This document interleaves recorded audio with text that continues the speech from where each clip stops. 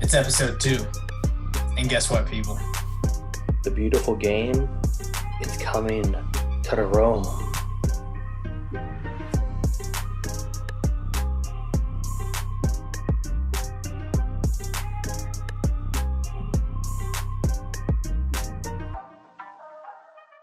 All right, episode 2 of MarcelloMania. I got my good buddy, Jeff Rifkin. Jeff, I appreciate you joining me on this episode. It's going to be perfect because, you know, you're a UFC guy and you're an NBA guy coming off UFC 264.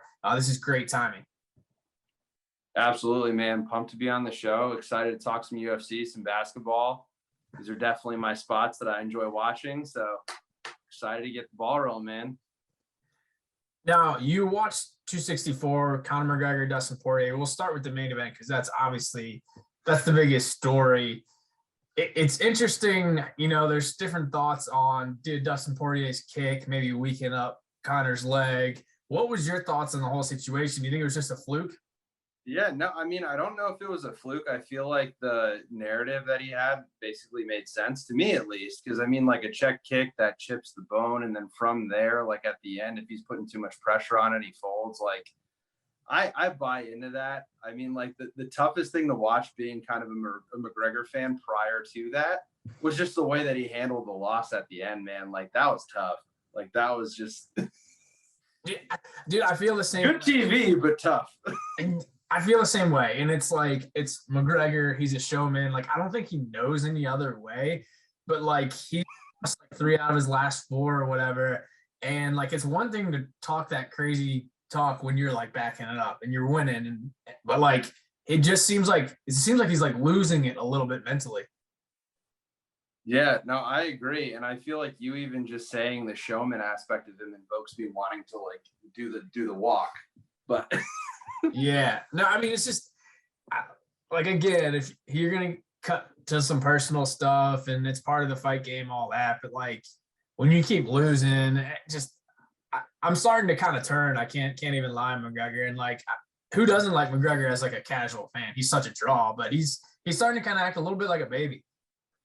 He's a big time draw. And I feel like he's honestly that hybrid between like a WWE heel and like someone who could actually come into the UFC ring and like be about business. Cause like prior to this trilogy, he got work in, man. Like that's how he built his rep, because he'd have that big talk. And at the end of the day, he delivered, and he was at least electric to watch as a fan. But nowadays, I feel like with these past 3 fights, it's just a completely different kind of vibe that I get when I like want to spend that, whatever, $70 to buy into the fight. It's like, all right, well, I don't know if it's going to go all the way or at least be an exciting fight. It's just kind of the lead up that gets me to buy in, which still I'll buy it. I'll buy it because I'm a fan of the trash talk. But well, that's the thing, man. Like, he's, even with all these losses, he's still probably their biggest draw. Like, it's insane. And it seems like forever ago, but it's probably only a few years ago that he was on top of the world, just could not lose. He had 2 belts. I mean, obviously Khabib is just a monster, but after that, he just doesn't seem quite the same. yeah, no, I agree. And Khabib's wrestling is just next level. I mean, I think that being able to hold a candle to his wrestling abilities, it's just impossible to find anyone who can hang with Khabib. So I feel like personally, I mean, I'm not a fan of hugely a big fan of like ground and pound and all of that in a wrestling match. But at the same time, like, you got to respect the hustle. Like, if that's what he can do and he excels at it, I mean, it's hard to compete with. At this point, I mean, I know Dana White's pushing for it, and I get it, because again, anytime McGregor fights, it's going to be a draw no matter who. But I kind of don't want to see Poirier and McGregor again. Like, I know that wasn't really a real third fight, like that, you know, it wasn't an ending, but at least for now, maybe in a year or 2, maybe I'll think differently. But right now, I don't want to see it again. Dude, I agree. Put it to bed. I feel like they're going to absolutely like market the heck out of it. And I feel like they're definitely going to try to have a 4th fight. But at the end of the day, if I'm Dustin Poirier, I'm like, listen, this guy, I'm done with him. I want to move on. I want to prove myself against the best. And I mean, honestly, I think that being able to lure in Magomedov to that fight, or Nurmagomedov, I think that would be incredible, because you have this amazing striker in Poirier, and like his groundwork is fantastic too. But I mean, I'd be into that fight. Definitely. And the whole card, this is one of those pay-per-views where sometimes you get a pay-per-view and there's only one or two good fights out of the five. Almost everyone on the main card was pretty good. And one of the ones that jumped out, Gilbert Burns, he finally got back on track over Wonderboy Thompson. That's a good win for him, because it wasn't too long ago that it looked like Usman made him question what he was doing completely. Yeah, no, I agree. Burns definitely is making a name for himself in the UFC. And it's crazy because I feel like not even that long ago, I remember watching The Ultimate Fighter and seeing Thompson like on that show and being like, oh my God, this guy's fantastic. He's like this ninja from South Carolina and came out of left field.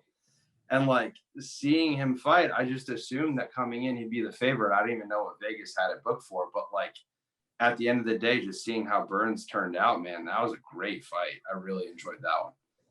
Yeah, the one to open the night, Sean O'Malley and Chris Matinho, that one was such a war. And I know O'Malley was going to win, but I don't get when you're 4.5 minutes into the last round, why Herb stops it there. I mean, what was your opinion? He was winning the fight, but like 30 seconds.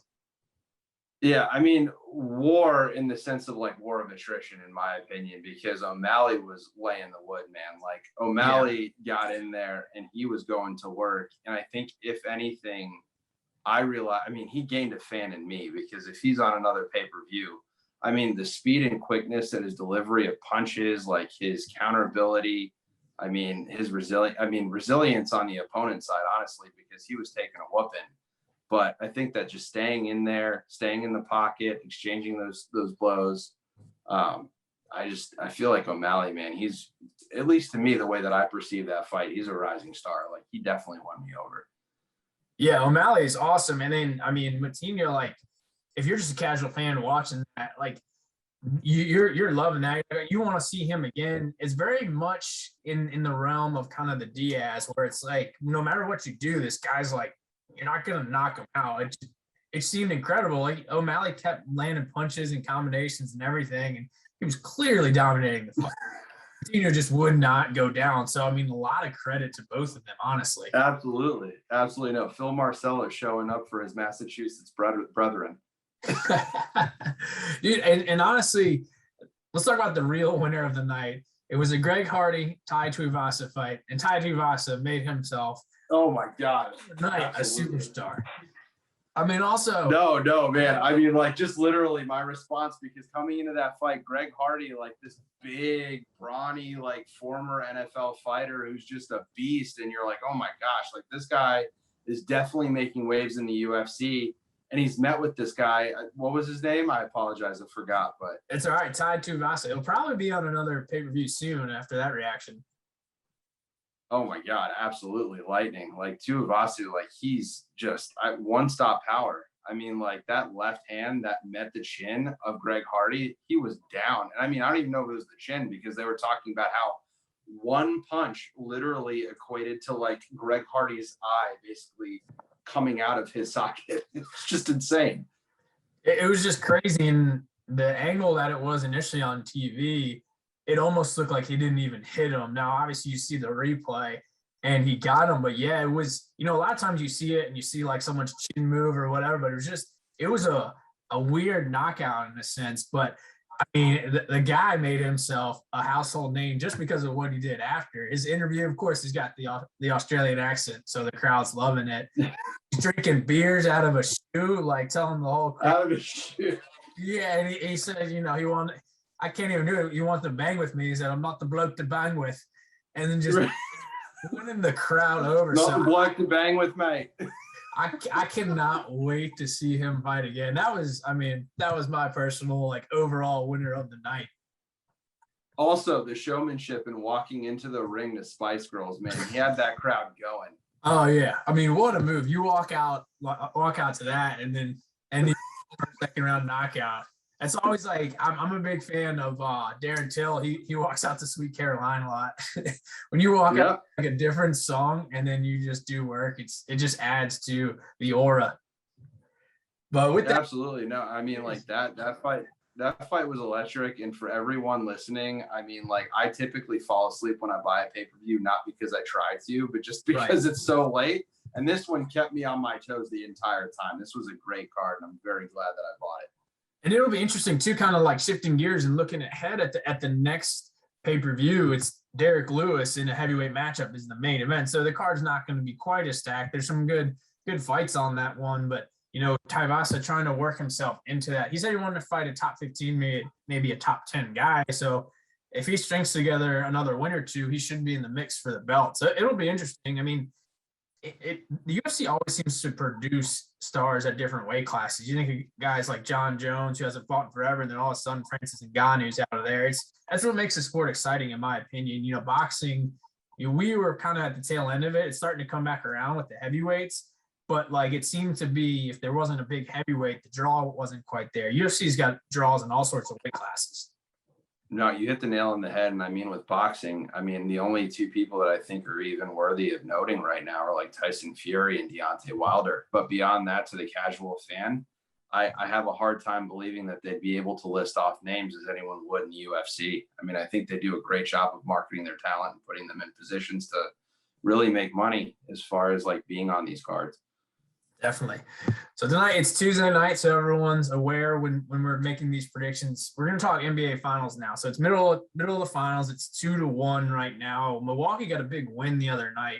Giannis, after like trying to do everything he could in game 2, had another massive game.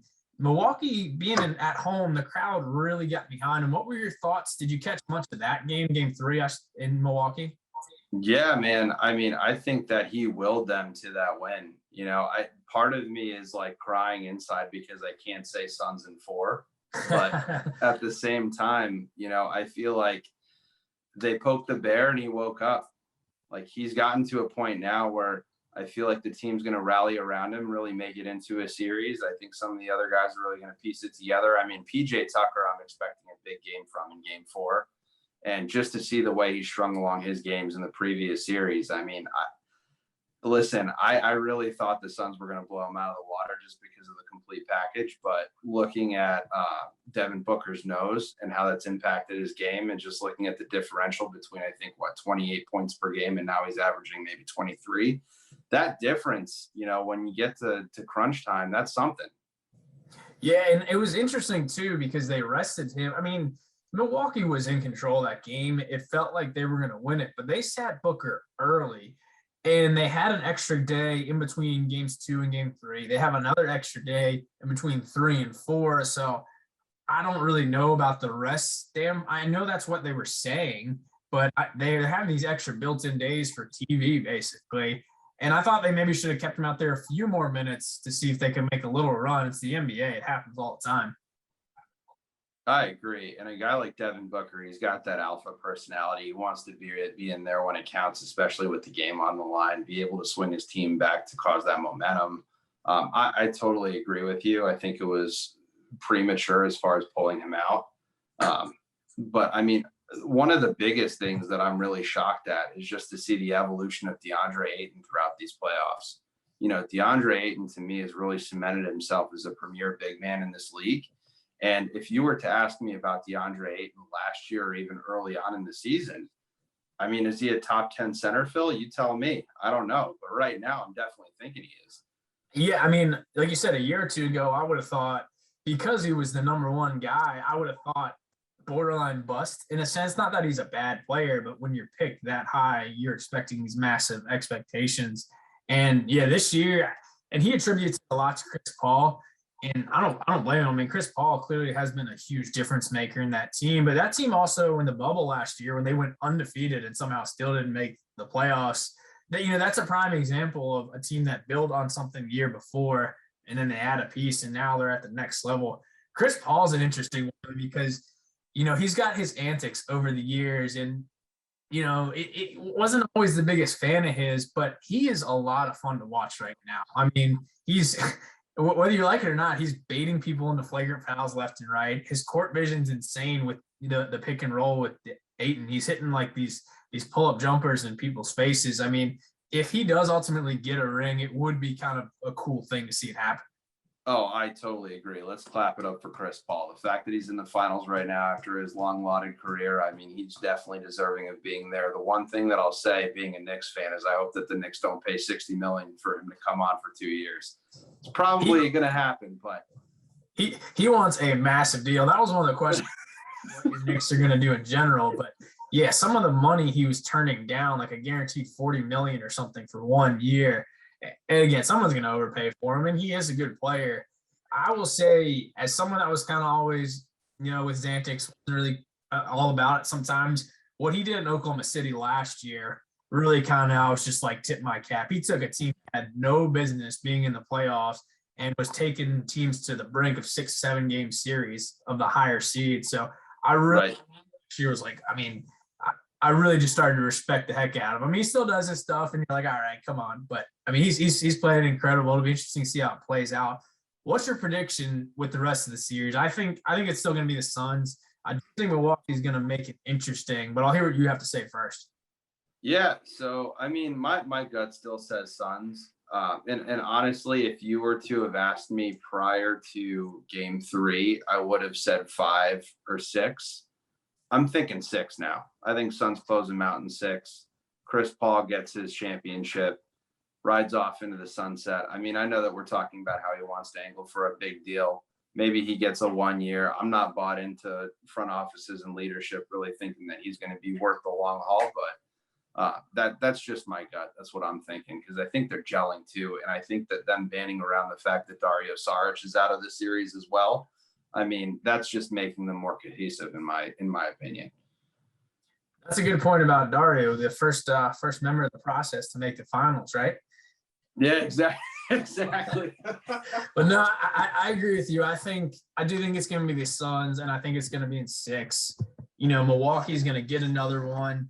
And I don't know if it's going to be, the next game or the game after. I do think Giannis is going to have another game. Middleton's capable of going off. I just think if Booker gets back on track, Phoenix has more firepower right now. Yeah, I'll make an even bolder prediction. I think that they win a game as a result of Drew Holiday and Chris Middleton, less so Giannis. I mean, I think that those two are fully capable of blowing out a team in any given quarter. And just looking at Drew Holiday and the way he played in the previous series, man, he was like knocking down threes. He was getting to the free throw line. I don't even know what his 3-point percentage was, but every game I watched, he was knocking them down. Yeah, I mean, he's been a difference maker for them, and you need more than one option. So it's going to be interesting to see how it plays out. Jeff, I appreciate you jumping on. This is a perfect time again with a little UFC, a little NBA finals. I'm sure this won't be your only appearance on here, but episode 2 had to be on, man. Yeah, man, absolutely appreciate you having me. Love the experience. And yeah, man, hopefully some of this was insightful, but always fun to just talk sports with you, bud.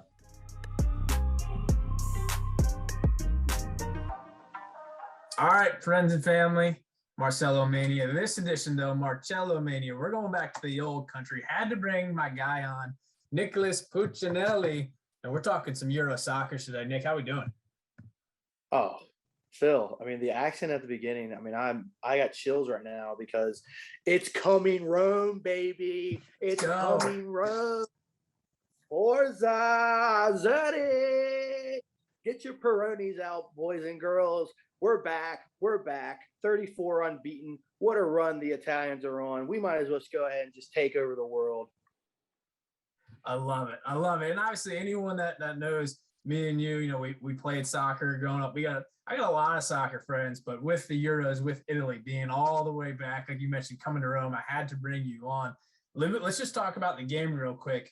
Where did you watch it? What were your emotions going through? Because the first half, the way it started, didn't look too good. Yeah, so I was at just a local little pub, little bar action. And yeah, like you said, I mean, it starts off and Luke Shaw, the ball from Cipriano Shaw in the back. I'm sitting there, I'm like, he is wide open and okay. They're up 1-0. Donnarumma had no chance. I mean, nobody was even marking Shaw. I think maybe you or I could have scored that goal, and I'm talking about right now, scored that goal. But yeah, you're like you said, you're what, 4 or 5 minutes in, and it's like, here we go.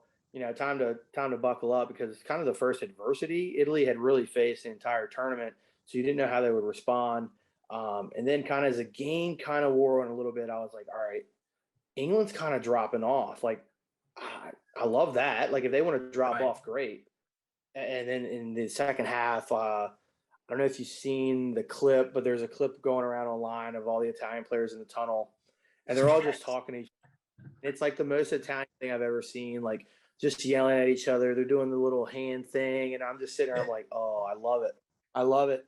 And then second half. I mean, they were all on the front foot, and England just kind of dropped off. And I was like, man, this is unreal.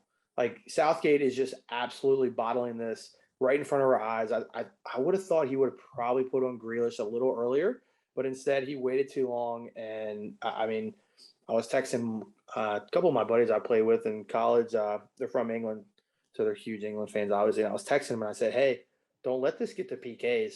Don't let this get to PKs, because then you know it's over. Because when you have the better goalie like the Italians do, you stand a better chance. And especially since England definitely has more talent, but when it gets to the PKs, it's anybody's game. So you know how that goes. But what'd you think of the game? Like, back and forth, it was a little, like I said, it was a little slow after the first goal, but then second half, the Italians really jumped on them. But what were your takes from the game, Philip? Yeah, no, I totally agree. I mean, the way it starts, 2 minutes in, the fastest goal in Euro final history, they're in Wembley. You're kind of thinking like worst case scenario. But all along, I felt like Italy had the better team. It was just whether England could ride that momentum or not. But yeah, after that initial craziness, Wembley's losing their mind, it felt like the game started to settle in a little bit. And I don't know if the crowd was nervous or not, but it seemed like they weren't as rowdy as they could have been, being up 1-0. Italy started to kind of feel themselves, work themselves into a rhythm. And yeah, second half, especially when they get the equalizer, leading up to that was all Italy. And then so it was interesting too, when they go to overtime, the extra time, I actually thought it started to turn again and England started creating chances. So I was like you, I was like, let's just get to PKs because there's no guarantee. But I felt like, Italy had the better goalie. And, that's another topic we can talk about, just going from Buffon to Donnarumma. I mean, Italy the backstop is just legendary back there. And yeah, I was like you, man. I felt like just get to the PKs. I think Italy's going to have the better odds of taking that one home. Yeah, and it's funny as we sit here and talk about Italy, we're talking about just get to PKs. Where in past history, the World Cup, we're hitting crossbars and losing World Cup finals, and now in the last when they won the last World Cup, they won it in PKs, and here they are in the Euros winning in PKs. So maybe the tables turn. Maybe the Italians have finally figured out to take better kicks from the spot.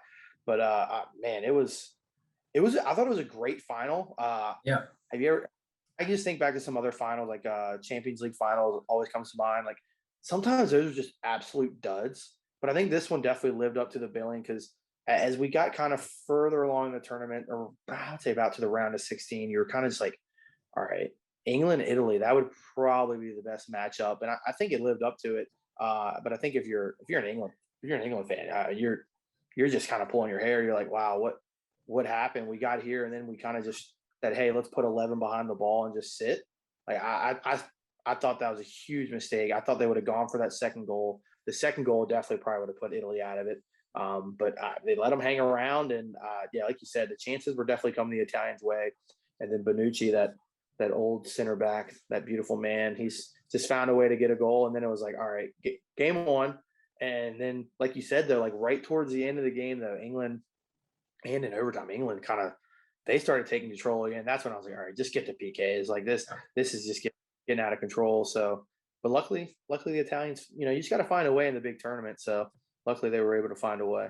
Yeah, and obviously part of the confidence in PKs, getting to PKs, was just seeing what happened in the games leading up. The Spain one. Spain's obviously a great football country, so it wouldn't have been a shame there. But they go to PKs and get it done the way they do with that perfect last penalty kick to send them to the final. Just gave you a lot of confidence moving forward. But the tournament, you kind of referenced it overall from start to finish. I mean, obviously with Denmark and Ericsson, the first or second day, that's not a good story. But like, you think of that run that they went on all the way almost to the semifinal and against England almost getting it done. You think of all the games along the way, Belgium, really good matchups. I really thought like start to finish, this was some amazing soccer. Yeah, I think it really, gosh, if you think about it, Phil, go back to a year ago this time. I mean, a year ago this time, the Premier League is starting back up, the Bundesliga is starting back up. We've been on an absolute roller coaster from about 365 days ago of just the beautiful game just taking over our lives. And I was worried because when we got to this tournament, I'm like, man, the burnout is going to be unreal. Like these players are going to be tired. And you saw a couple big teams lost some of their stars. You think of Hazard with Belgium. Did that kind of swing them out of the tournament? And I don't think it did. I think they were kind of that generation, the golden generation or whatever they want to call themselves. I think they got more issues than they do going forward, especially with Hazard. He hasn't been good since he's been with Chelsea. But in terms of the tournament, yeah, I was so worried with just so much. These players have just put in so much in the last year. Like, how would it hold up? And I mean, it held up to be, like you said, it's almost like every day there was a great game. And then the other key thing is, I don't know the exact stat, but how many own goals there were. Yeah, That was it's crazy. crazy. Yeah, and as you Yeah. mentioned, a beautiful game. I mean, Saturday we also had Brazil, Argentina. You had Copa going on, and then you got the Gold Cup now. So just kind of keep rolling. You know, as a fan, it's awesome. You do worry about injuries because of all the games, but there's just so much, and it keeps going. I love it. Yeah, yeah, and then the Premier League starts back August 13th. So I mean, let that sink in, people. I just said August 13th. The Premier League starts back up. I mean, that is scary. You're talking about these players haven't had a break, and now they just left the Euros, and what, they get 2 weeks off, and they got to go to preseason. I mean, it's scary how much soccer is being played right now. But I'm not complaining because I think the more the better. I was reading stuff about the viewership and the ratings and stuff, and I think from last Euro final, ESPN, their increase in viewership was 43%. I mean, that's pretty absurd if you think about it. So I think soccer is definitely turning a corner in the U.S. and it's good to see because I like having the ability to just go to a bar and you're watching a game and you put it on and it's like, oh, someone wants to talk soccer with you. Whereas in the past, it would be like, hey, why is that on? You know what I mean? It's like now actually are starting to follow it. They're starting to keep up with it. And especially I was surprised, went to the bar, boom, I walk in and I'm like, holy, I didn't think this place would be crowded. Everything was full. And I was like, all right, great. This is great. And yeah, it turned out to be a great final. And like you said, but just a great overall tournament. I guess I'll ask you, who do you think, like, who was your player of the tournament if you had to pick one player? The craziest stat was with Ronaldo getting knocked out like a couple rounds earlier, still getting the golden boot. I mean, in a sense that to me just shows you on the teams, it was kind of a different guy, a lot of games. I mean, I'm a goalkeeper, so I would want to say Donnarumma, but I mean, I think you got to look more towards the goal scorers. But I think that's a wild stat that Portugal was out in the quarterfinals, if not earlier, and still won the golden boot. I mean, it's just you kind of tip your cap there. Yeah, I think it just shows you. I mean, I think a lot of these teams are more balanced. They don't rely on just one or two guys anymore. It takes a full team, and I think when you look at Italy, I mean, they had 3 or 4 guys scoring goals. They had defenders scoring goals. You look at England. I mean, Raheem Sterling, he had a terrible end of the year for Man City. Didn't even start the Champions League final for them against Chelsea, and then here he is. He has a great tournament, and then you're kind of like, what's Harry Kane doing? He was the Premier League goal scoring leader this year as well, and he was only able to score a couple times. So it just shows. I think these teams are just, the talent is just so much. It's spread out. And it's great to see because I mean I love Ronaldo, but he's kind of at that point now where it's like, is he scoring a penalty kick or is he scoring like from the 6? But he doesn't create as much as he do. And then you go and bringing up Copa America. I mean, you see Messi, that free kick goal he had the other. I mean, like I don't know if it was a semifinal or the round before the semis or quarters, but he had a goal and I was like, oh my! Like he still does it. He still gets from free kicks, and yeah, it's just crazy. Well, and it's wild. You mentioned Messi, and I feel like we rewind to about a year ago watching you guys, the Between the Lines crew, talking about Messi. He was doing through all his contract stuff. Now that's off. It's going to be really interesting to see kind of how that plays out. We could talk about that for really forever, but I want to shift gears a little bit. I know me and you haven't been 100% in on all the baseball, but what's your gut feeling right now at the trade deadline? Are the Yankees going to try and make moves to improve? You think they're in sell mode, or they're kind of stuck in the middle? God, I think the problem is they're stuck in the middle, and then the other problem is ownership. I mean, the ownership came out and said they don't want to fire a coach in the middle of the season. If it was me, Phil, Boone's getting fired 2 weeks ago when they get swept in Boston by the Sox. It was the second time, right? Yeah. Second time this They've season. dominated. Yeah, they just got. It's like, dude, you're not even putting up a fight against your supposed rivals who were terrible last year, and you're coming off, another, heartbreaking year where you're losing to the Astros. So it's just like, man, where are they going? Where's this team headed? It's almost like, did they miss the window? I mean, what do they really always need is pitching, but what pitching are they going to be able to go out there and get? That's the only problem. No, and it's tough too. I mean, we're recording this on Tuesday night. They start a 4-game series Thursday through Sunday, so the Yankees could come out, win 3 out of 4, but then they got to see what they do the next couple of weeks with the deadline coming up. But yeah, the Red Sox have been dominating, and Aaron Boone, that home run in 03 can only carry you so far. I mean, it's clear that he's kind of just like taking, he's really like head in the books. He doesn't have a great feel for the game at times. Yeah, it's almost like this guy gets out coached more than anybody I've ever seen. I mean, he's a great, players coach per se, they're going to say. Players like to play for him, but I mean, has the magic run out a little bit? I mean, think about it. What have they really done with him? I mean, yes, they won the division a couple times with him, but I mean, the division was kind of down when they were winning it. Right. I mean, Baltimore's terrible. Toronto's they're getting young, they're getting good.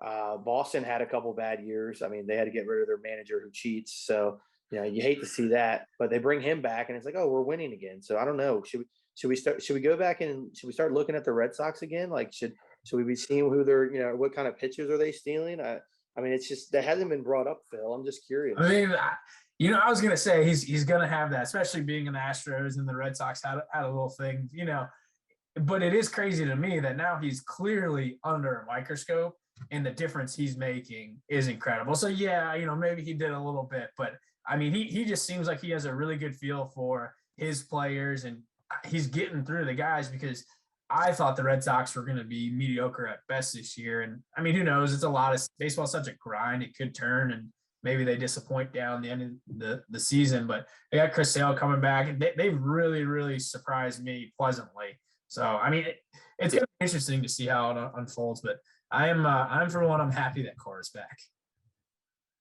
Yeah, I'm sure you are. But I mean, who do you think goes out of the AL, and who do you think goes out of the NL?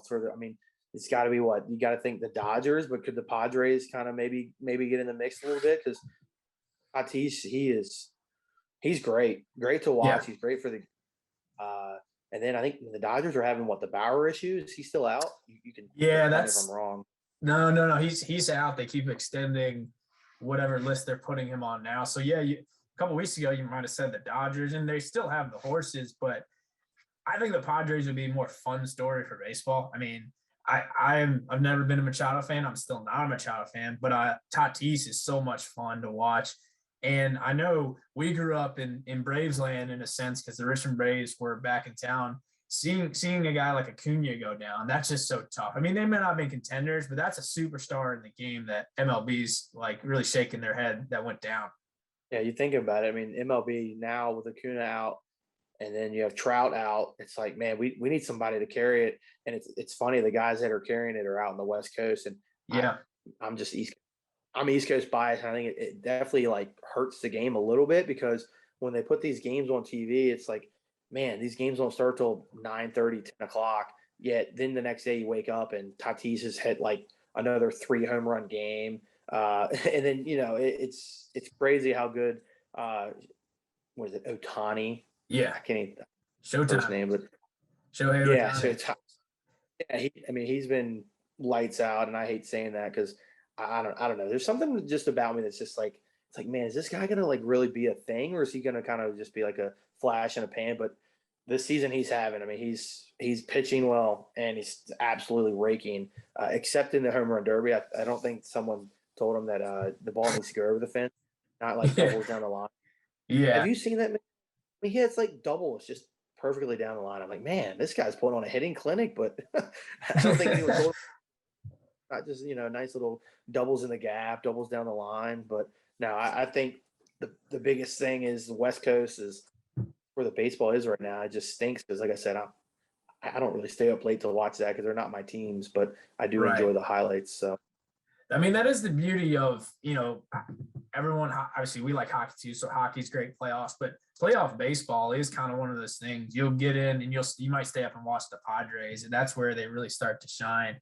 Otani's got to be the next guy, but I'm kind of like you. We're East Coast guys, so we have that bias, but also we're staying busy now. I'm not staying up till 11:30 or midnight or whatever to catch a West Coast game anymore. Like I'll track the scores, kind of know generally what's going on, but it is hard to gravitate towards Otani and some of the guys on the West Coast. They're being superstars, but you're not catching them on a regular basis. yeah, and MLB has got to be like, man, Bryce Harper went to the Phillies, and it's like, God, what? Like, has he done anything? And I have no clue. I Yeah. couldn't tell you his batting average.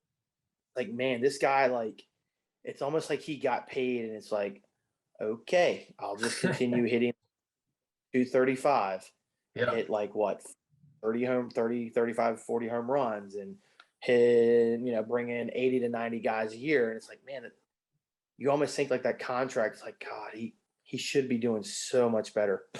But Yeah. it's crazy. It's wild to me, and I think the NHL did it. It might have been 7-8 years ago now that they put at least like a ceiling on the length of a contract. I mean, if a team is going to sign someone to 10, 12 years, that's on them. But it's just crazy to me, especially eventually the NL might get a DH, but you're looking at a guy like Harper, he signed a 10, 11-year deal. I mean, I just didn't quite understand that move, but it's such a different time. It'll be interesting to see kind of things down the stretch. The Red Sox are hopefully getting Chris Sale back. But Pooch, man, I appreciate you. We'll make sure we get you on another time. But with Italy coming off the Euros, I had to get you on. I know a lot of our friends are soccer guys. I love what the guys back home are doing. Going to work them on too, if possible. But I appreciate your time as always. Yeah, no problem. I appreciate your time, Phil. And just remember the beautiful game. It's coming to the Rome.